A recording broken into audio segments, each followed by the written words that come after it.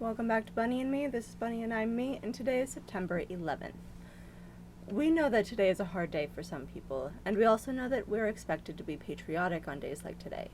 So, while we could talk about how in 1789 Alexander Hamilton was appointed to be the first U.S. Secretary of Treasury, or how in 1951 Florence Chadwick became the first woman to swim the English Channel both ways, we think we'll take a crack at killing two birds with one stone by offering a brief reading of Warren G. Harding's Love Letters.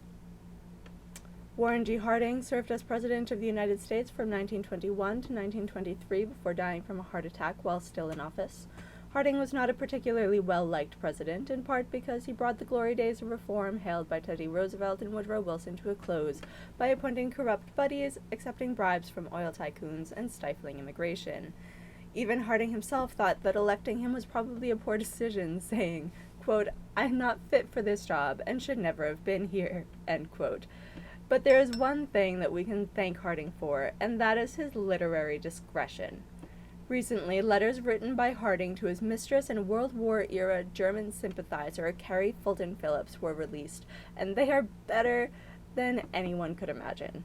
The aptly named Harding kept up a relationship with Phillips for 10 years, some of which overlapped with his time in office, and all of which overlapped with his marriage to Florence Mabel Clayne DeWolf.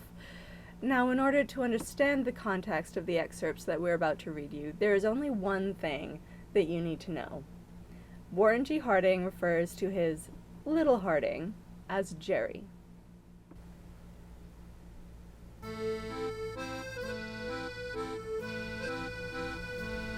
January 28th, 1912.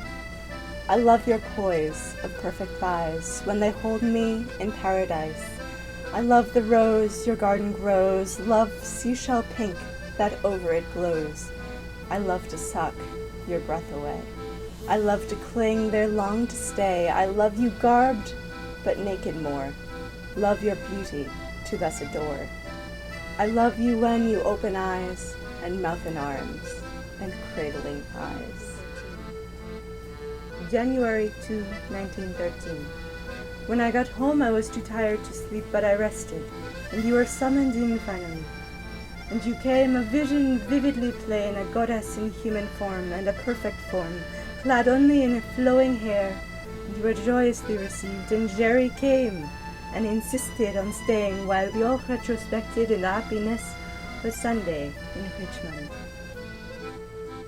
January 5th, 1913. Didn't go to church today.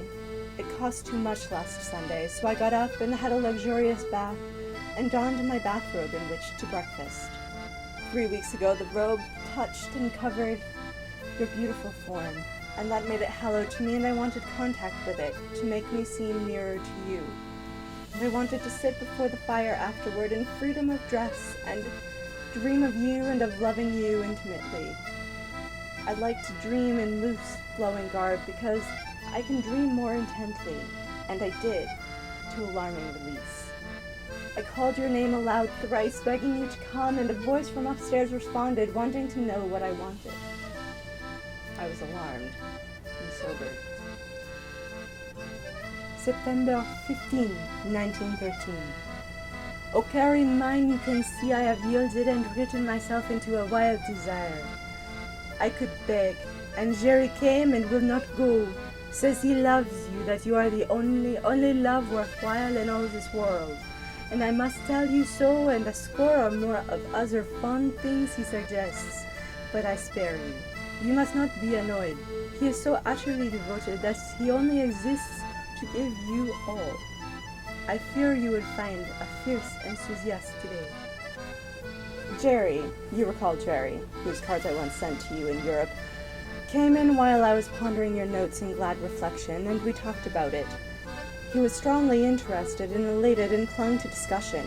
He told me to say that you were the best and darlingest in the world, and if he could have but one wish, it would be to be held in your darling embrace, and be thrilled by your pink lips that convey the surprising rapture of human touch and the unspeakable joy of love.